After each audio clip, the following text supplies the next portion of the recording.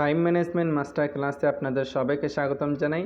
এই ভিডিও এর মূল উদ্দেশ্য টাইম ম্যানেজমেন্ট সম্পর্কে ধারণা দেওয়া নয়, এমন একটি বাস্তবসম্মত টাইম ম্যানেজমেন্ট সিস্টেম শেখানো।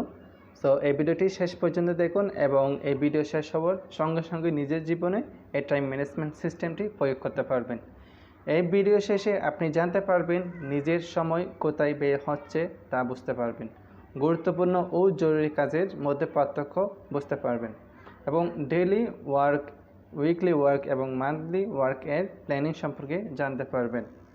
এছাড়া আরও জানতে পারবেন বড় বড় গোল এবং ছোটো গোলগুলো কীভাবে অ্যাকশনে পরিণত করতে হয় সেটি জানতে পারবেন এবং নিজের জন্য একটি বাস্তবসম্মত ডেইলি রুটিন তৈরি করতে পারবেন।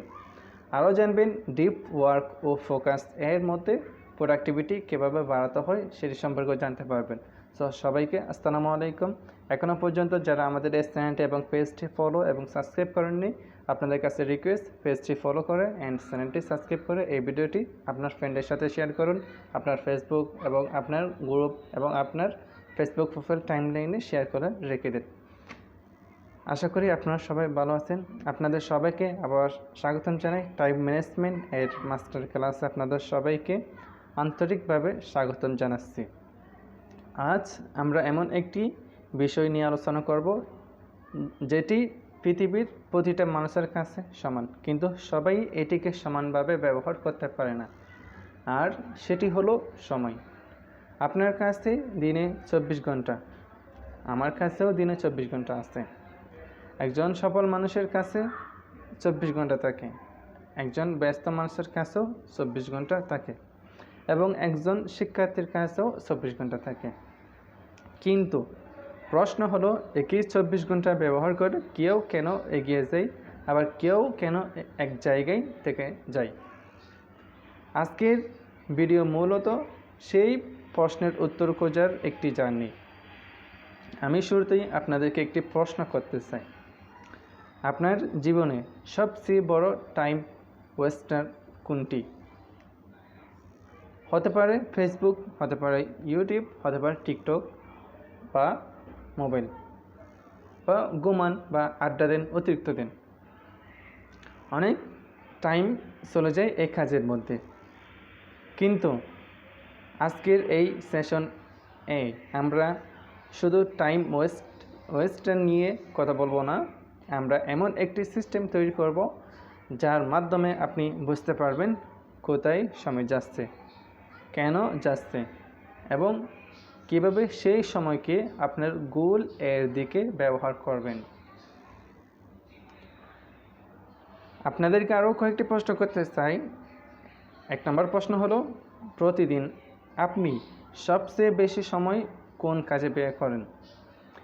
এই উত্তরটি আপনি কমেন্টে লিখবেন। যার উত্তর সবচেয়ে সুন্দর এবং প্রফেশনাল হবে তার জন্য আমাদের এই কোর্সটি ফ্রি থাকবে। সো পথ হলো একটি এডুকেশন প্ল্যাটফর্ম যেখানে আপনি সকল কিছু এবং সকল লার্নিং, আপনার যা কিছু শেখার প্রয়োজন সব কিছু একসঙ্গে পাবেন।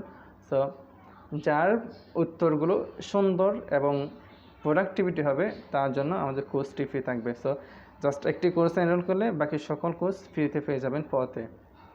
2 নম্বর কোয়েশ্চেন, কোন কাজটি আপনি করতে চান কিন্তু নিয়মিত করতে পারেন না? 3 নম্বর কোয়েশ্চেন, আপনার জীবনে সময়ের সবচেয়ে বড় সমস্যা কী? এই প্রশ্নগুলোর উত্তর অবশ্যই আপনারা কমেন্টে জানাবেন। আপনারা যে সমস্যাগুলো লিখেছেন কমেন্টে লক্ষ্য করবেন, বেশিরভাগ সমস্যার সঙ্গে সময়ের সম্পর্ক রয়েছে। কিন্তু এখানে একটি গুরুত্বপূর্ণ বিষয় রয়েছে, আমরা আসলে সময়কে ম্যানেজ করতে পারি না, কারণ সময় থামানো যায় না, সময়কে সেভ করা যায় না, সময়কে স্টোর করা যায় না। তাহলে আমরা কি ম্যানেজ করি? আমরা ম্যানেজ করি আমাদের ডিসিশন, আমাদের বিহেভিয়ার, আমাদের প্রায়োরিটি এবং আমাদের অ্যাটেনশন। সুতরাং টাইম ম্যানেজমেন্ট এর প্রকৃতি অর্থ হলো managing your self within time, অর্থাৎ সময়ের মধ্যে নিজেকে সঠিকভাবে পরিচালনা করা। আশা করি আপনারা বুঝতে পারলেন। এখন আমরা নেক্সট স্লাইডে যাই। টাইম ম্যানেজমেন্ট আসলে কি? টাইম ম্যানেজমেন্ট মানে শুধু একটি রুটিন বানানো নয়। টাইম ম্যানেজমেন্ট মানে সকাল 6টা ঘুম থেকে ওঠা নয়। টাইম ম্যানেজমেন্ট মানে সারাদিন ব্যস্ত থাকা নয়, বরং টাইম ম্যানেজমেন্ট হলো সীমিত সময়ের মধ্যে সবচেয়ে গুরুত্বপূর্ণ কাজগুলোকে সঠিক সময়ে সঠিকভাবে সম্পন্ন করার সক্ষমতা। আশা করি টাইম ম্যানেজমেন্টে কি আসলে আপনারা সেটি বুঝতে পারলেন। টাইম ম্যানেজমেন্ট হলো সীমিত সময়ের মধ্যে সবচেয়ে গুরুত্বপূর্ণ কাজগুলোকে সঠিক সময়ে সঠিকভাবে সম্পন্ন করার সক্ষমতাকে বলা হয় টাইম ম্যানেজমেন্ট। Time audit. এখন আমরা জানবো কীভাবে আমরা টাইমকে অডিট করতে পারি। আপনি কোথায় সময় হারাচ্ছেন তা না জানলে টাইম ম্যানেজমেন্ট সম্ভব নয়। তাই আজকের আমরা যে টুলগুলো নিয়ে আলোচনা করব সেটি অবশ্যই মনোযোগ সহকারে বোঝার এবং জানার চেষ্টা করবেন। টাইম অডিট মানে হলো আপনার 24 ঘন্টার সময় কোথায় ব্যয় হচ্ছে তার হিসাব করা। 1 নম্বর, আপনি ঘুমাচ্ছেন, আপনার টাইম চলে গেল 7-8 ঘন্টা। পড়াশোনা করতে তো হবে, যে আপনি যে বয়সে থাকেন না কেন সবাইকে পড়াশোনা করতে হয়। হয়তো আপনি নিউজ পড়েন বা আপনি সোশ্যাল মিডিয়াতে আপনি ইবুক পড়েন বা কন্টেন্ট দেখেন, যেটা হোক না কেন আমরা যেটি শিখি সেটাই হলো আমাদের পড়াশোনা, আমাদের লার্নিং। তো এই অনুযায়ী আমাদের পড়াশোনার সিস্টেমটা পরিবর্তন হয়ে যায়। সবাই কিন্তু প্রতিদিনই পড়াশোনা করে, সেটা নিউজ পেপার থেকে পড়ে বা এটা ফেসবুক থেকে পড়ে বা কোনো একটি ইবুক থেকে বা কোনো একটি আর্টিকেল পড়ে বা কোনো একটি কন্টেন্ট পড়ে হোক না কেন, বয়স অনুযায়ী সেটার সিস্টেমটা পরিবর্তন হয়ে যায়। সো সবাই পড়াশোনা করে। তো আমরা ধরে নিতে পারি যে আপনি পড়াশোনা করেন দৈনিক, আপনার যে বয়স হোক না কেন 5 আওয়ার। এরপরে আপনি চাকরি করেন, কাজ করেন আপনি। এরপর আপনি করেন মোবাইলে কিছুটা টাইম ওয়েস্ট করেন, 1 ঘন্টা 2 ঘন্টা করে। দেন মোবাইলে যে টাইমটা ওয়েস্ট করেন এর বাহিরে মোবাইলে টাইম দেওয়ার পরে আবার টাইম দিন সোশ্যাল মিডিয়াতে। এরপর আপনি খাবার খান, এরপর আপনার যাতায়াতে একটা টাইম রয়েছে, এরপর আপনাকে আপনার পরিবারকে টাইম দিতে হয়, এরপর বিনোদন, এরপর নামাজ ইবাদত ইত্যাদি কাজ করতে হয়।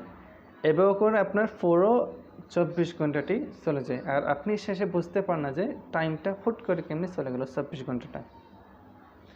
এখন প্রত্যেকে আপনারা নোট নিয়ে হিসাব করবেন। আমি যে লিস্টগুলো বললাম, খাবার, যাতায়াত, পরিবার, বিনোদন, এরপর সোশ্যাল মিডিয়া এবং মোবাইলে টাইম দেওয়া, এগুলোকে আপনি ভাগ করবেন। আপনি কতটা টাইম ওইখানে দিচ্ছেন সেটি হিসাব করে আপনি সেই টাইমটাকে বের করে আপনার একটি প্রোডাক্টিভিটি কাজে আপনি ব্যবহার করতে পারবেন। তো এভাবে করে আপনি আপনার যে টাইমটা রয়েছে এটিকে আপনি অডিট করে এই টাইমটাকে আপনি আরও নিজের কাজের জন্য ব্যয় করতে পারবেন। আশা করি আপনারা কীভাবে টাইম অডিট করবেন সেটি বুঝতে পারলেন। সো সোশ্যাল মিডিয়াতে আপনারা দেখবেন যে মোবাইল কেউ যদি ওপেন করে তখন সঙ্গে সঙ্গে চলে সোশ্যাল মিডিয়া প্ল্যাটফর্মে, ইউটিউব, টিকটক, ইনস্টাগ্রাম, ফেসবুক, যেটি হোক না কেন মানুষজন জাস্ট মোবাইল খুলে সেটিতে এখন চলে যায়। সো আপনি একটি রুটিন করে নিলেন যে আপনার 24 আওয়ার্স এর মধ্যে এই টাইমটা যখন আসবে আমার এই কাজটা করা উচিত। এখন টাইম হচ্ছে দুপুর 3টা, তখন আমি কি কাজ করব? আমার যদি রুটিনে যদি না থাকে তাহলে আমার সামনে যেটা আছে আমি সেটা তো করে ফেলবো। তো ফর এক্সাম্পল আপনার সামনে ফোন আছে, আপনি ফেসবুকে স্ক্রল করতে থাকলেন, বিকাল হয়ে গেছে, রাত পার হয়ে গেছে, সেভাবে তো হয় না। তো আপনি কি করবেন? আপনার প্রতিদিনের দুপুর 3টায় আপনি কোন কাজটি করেন, আপনার কোন কাজটি করা উচিত সেটি আপনি রুটিনের দিকে রাখবেন। এবং আপনি যদি অফিসে থাকেন তাহলে অফিসে কী কাজ করেন দুপুর 3টায় আপনি সেটি আপনার রুটিনে রাখবেন। যখন আপনি আপনার হোমে যখন থাকবেন তখন নিজের জন্য একটি রুটিন রাখবেন, সেই অনুযায়ী আপনার হোমের রুটিন অনুযায়ী টাইম অনুযায়ী আপনি এটা পরিচালনা করবেন। তো এভাবে করে আপনার টাইমটা আপনি অডিট করে এবং নতুন করে এখন থেকে আপনার নিজের জন্য একটা রুটিন তৈরি করুন। আশা করি টাইম অডিট সম্পর্কে আপনি জানতে পারলেন এবং বুঝতে পারলেন। যদি না বুঝেন রিকোয়েস্ট এগেইন ভিডিওটি দেখা। ইম্পর্টেন্ট প্লাস আর্জেন্ট, যে সব কাজ গুরুত্বপূর্ণ এবং এখনই করা প্রয়োজন। উদাহরণ, আগামীকাল পরীক্ষা, সেটি ইম্পর্টেন্ট। জরুরি অ্যাসাইনমেন্ট, এটা আর্জেন্ট। ক্লায়েন্ট এর জরুরি কাজ আর্জেন্ট। তো এভাবে করে ভাগ করবেন কোন কাজগুলো ইম্পর্টেন্ট এবং কোন কাজগুলো আর্জেন্ট। সো আর্জেন্ট কাজগুলোকে আগে করে, যেটা ইম্পর্টেন্ট কাজ সেটি দেন সঙ্গে সঙ্গে করে ফেলা। এরপরে ইম্পর্টেন্ট নট আর্জেন্ট, অনেকগুলো নট ইম্পর্টেন্ট এবং নট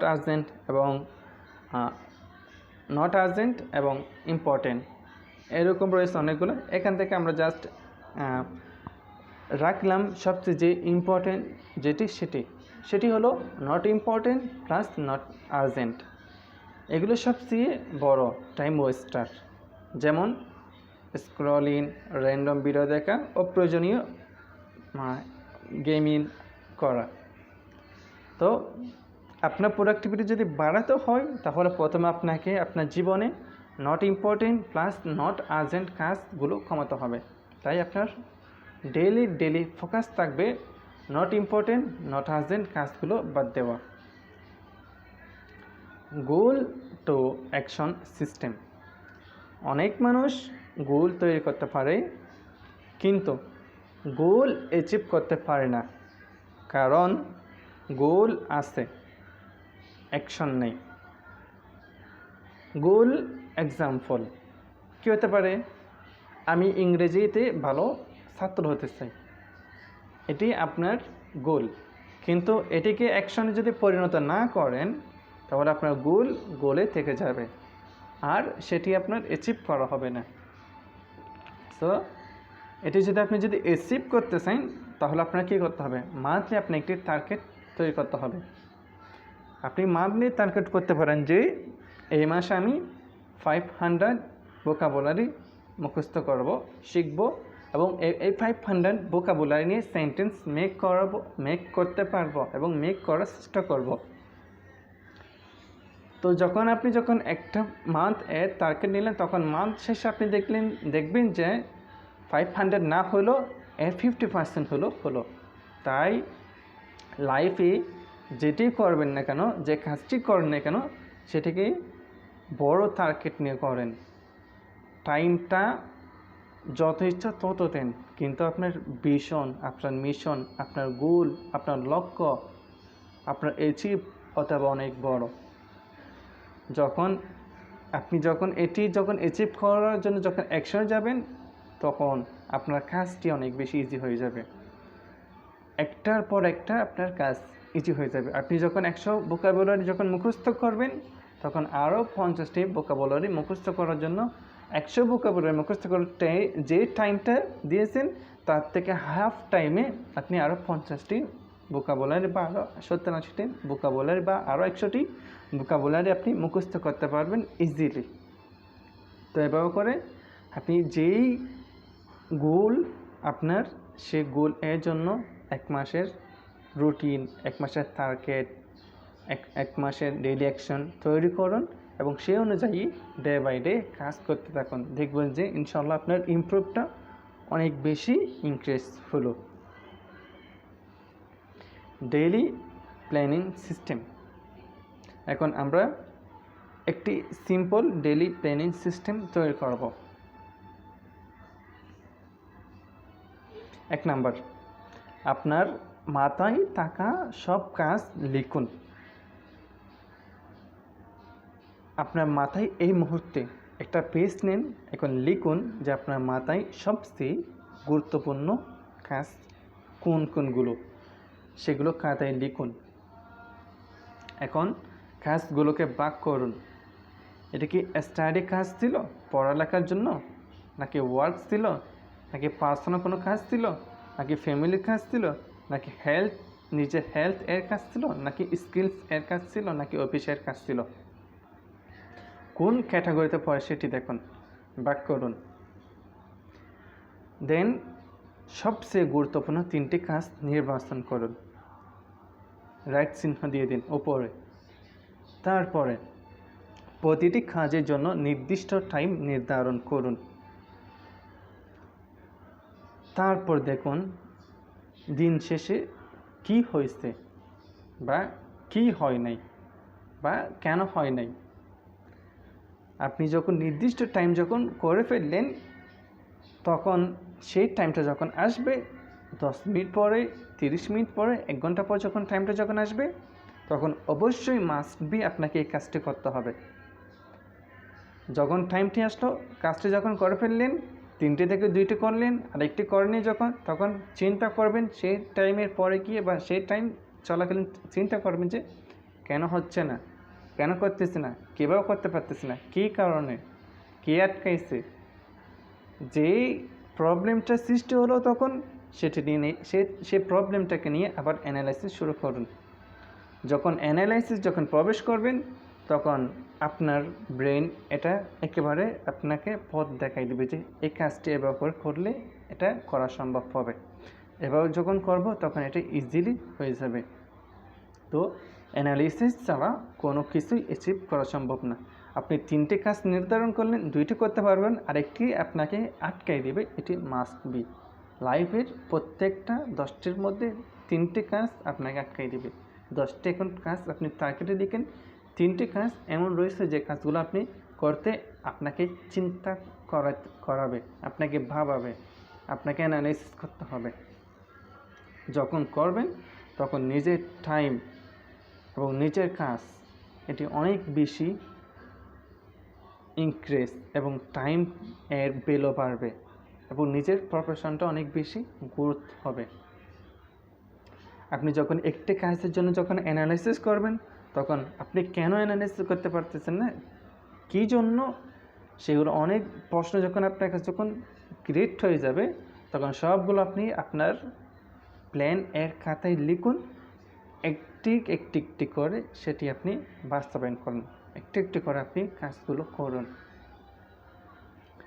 আশা করি ডেইলি প্ল্যানিং সিস্টেমটা কেমন হওয়া উচিত এবং ডেইলি কাজ কীভাবে করবেন সেই সম্পর্কে এই স্লাইড এর মাধ্যমে আপনারা বুঝতে পারলেন।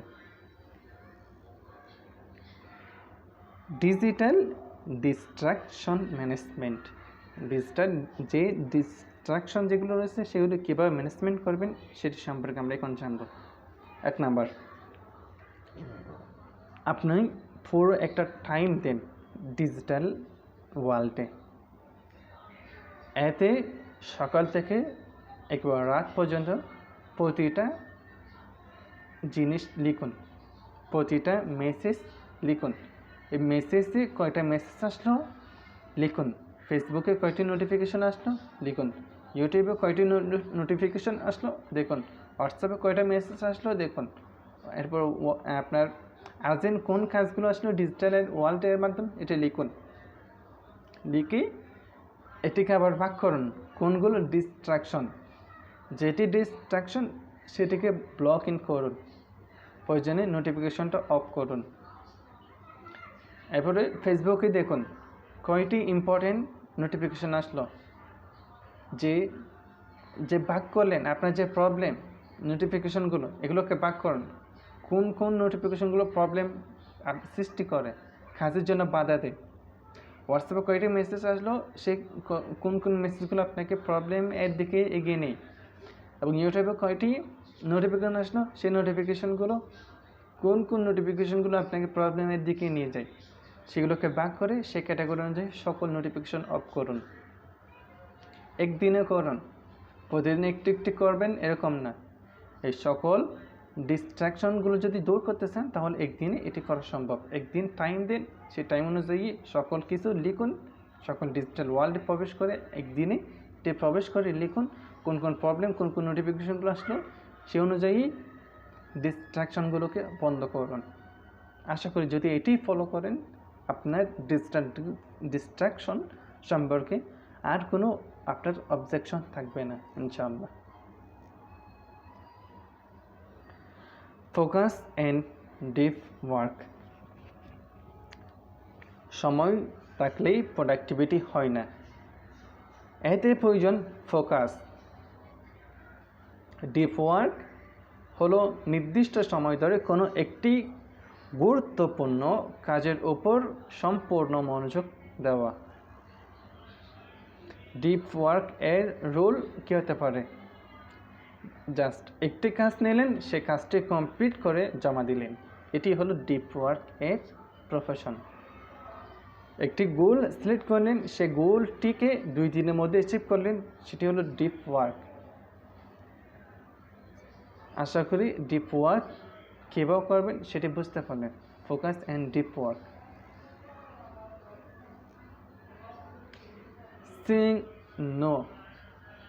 টাইম ম্যানেজমেন্ট এর গুরুত্বপূর্ণ স্কিল হলো নো বলতে শেখা।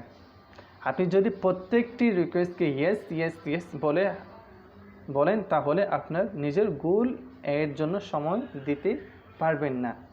সো এর জন্য আগে শিখুন নো, দেন নিজের গোলকে টাইম দিন, দেখবেন যে আপনার টাইমটাও অনেক বেশি বৃদ্ধি পাবে নিজেকে দেওয়ার জন্য, নিজের গোলকে দেওয়ার জন্য। দেন আপনি বলবেন যে ইয়েস, ডেইলি 100 বার নো বলবেন, মাত্র 10 বার ইয়েস বলবেন। তখন দেখবেন যে নিজের জন্য অনেক বেশি টাইম দিতে পারবেন, নিজের গোলকে, নিজের যে গোল সে অনুযায়ী কাজ করার জন্য টাইম পাচ্ছেন। অফিস করার পরও সারাদিন 8 ঘন্টা 10 ঘন্টা 12 ঘন্টা অফিস করার পরও নিজের গোলকে টাইম দিতে পারবেন তখন, যদি নো বলতে শিখেন লাইফে। সো কোন কাজগুলো গুরুত্বপূর্ণ এবং কোন কাজগুলো ইম্পর্টেন্ট সেগুলোকে ভাগ করে নো এবং ইয়েসে নিয়ে আসুন। যে কাজ আপনাকে বাধা দেয়, যে কাজগুলো আর্জেন্ট না, যে কাজগুলো ইম্পর্টেন্ট না, সেগুলোকে নো দিয়ে রেখে দিন এবং যে কাজগুলো ইম্পর্টেন্ট আর্জেন্ট সেগুলোকে সিলেক্ট করে টিক চিহ্ন দিয়ে আপনি এগুলোকে ইয়েসে রাখুন। সো যখন লাইফে যখন ইয়েস নো যখন শিখে যাবেন, কোন সময় ইয়েস বলতে হবে কোন সময় নো বলতে হবে সেটা যখন শিখে যাবেন, তখন আপনার সফলতার অনেক 10% অনেক বেশি এগিয়ে গেছে। সো লাইফে ইয়েস নো বলাটা শেখাটা খুবই গুরুত্বপূর্ণ। কখন ইয়েস বলবো কখন নো বলবো সেটি নিজেকে জানতে হবে। আশা করি আপনারা টাইম ম্যানেজমেন্ট সম্পর্কে সকল কিছু জানতে পারলেন। মান্থলি টার্গেট কেমন হওয়া উচিত সেটি জানতে পারলেন, ডেইলি গোল কেমন হওয়া উচিত সেটি জানতে পারলেন, লাইফে কখন ইয়েস নো বলতে হয় সেটি জানতে পারলেন, এবং ফোকাস অ্যান্ড ডিপ ওয়ার্ক কীভাবে করতে হয় সেটি জানতে পারলেন, এবং ফোকাস ওয়ার্ক এর ফর্মুলা জানতে পারলেন, এবং আরও জানতে পারলেন ডিজিটাল ডিস্ট্রাকশন ম্যানেজমেন্ট সম্পর্কেও জানতে পারলেন, এবং আরও জানতে পারলেন ডেইলি প্ল্যানিং সিস্টেম, আরও জানতে পারলেন গোল টু অ্যাকশন সিস্টেম কীভাবে করতে হয় সেটি জানতে পারলেন, আরও জানতে পারলেন not important and not urgent এই কাজগুলো সম্পর্কে জানতে পারলেন, এবং এর মধ্যে অন্যতম একটি বিষয় জানতে পারলেন সেটা হলো টাইম অডিট। এর মধ্যে আরও জানতে পারলেন টাইম ম্যানেজমেন্ট আসলে কী। সো আজকের এই মাস্টার ক্লাস, এই ক্লাসটি আমি আশা করি আপনাদেরকে অনেক বেশি হেল্পফুল করেছে আপনাদের লাইফকে, এবং আপনাদেরকে শেখাইতে পারছে যে টাইম ম্যানেজমেন্ট আসলে কীভাবে করতে হয় সে সম্পর্কে আপনি বিস্তারিত জানতে পারেন আমি আশা করি। তো আপনারা যদি জানতে পারেন তাহলে আমার টাইমটাও সার্থক হবে, আমিও খুশি হব, আমিও অনেক বেশি কাজ করে মোটিভেট পাবো যদি আপনাদেরকে যদি শেখাতে পারি, যদি জানাতে পারি, যদি বলতে পারি। তো আপনাদের কাছে রিকোয়েস্ট যে আপনারা কমেন্টে জানাবেন যে এই ভিডিওটি, এই ক্লাসটি কেমন হয়েছে এবং আপনাদের কাছে এই ক্লাসটি কেমন লাগছে অবশ্যই কমেন্টে জানাবেন। সো দেখা হবে নেক্সট আরেকটি এপিসোডে। সবাই ভালো থাকবেন, সুস্থ থাকবেন, এবং এই ভিডিওটি শেয়ার করবেন সবার কাছে রিকোয়েস্ট, অ্যান্ড পেজটি ফলো করবেন, চ্যানেলটি সাবস্ক্রাইব করবেন। দেখা হবে নেক্সট আরেকটি এপিসোডে। সবাইকে আসসালামু আলাইকুম, আল্লাহ হাফেজ।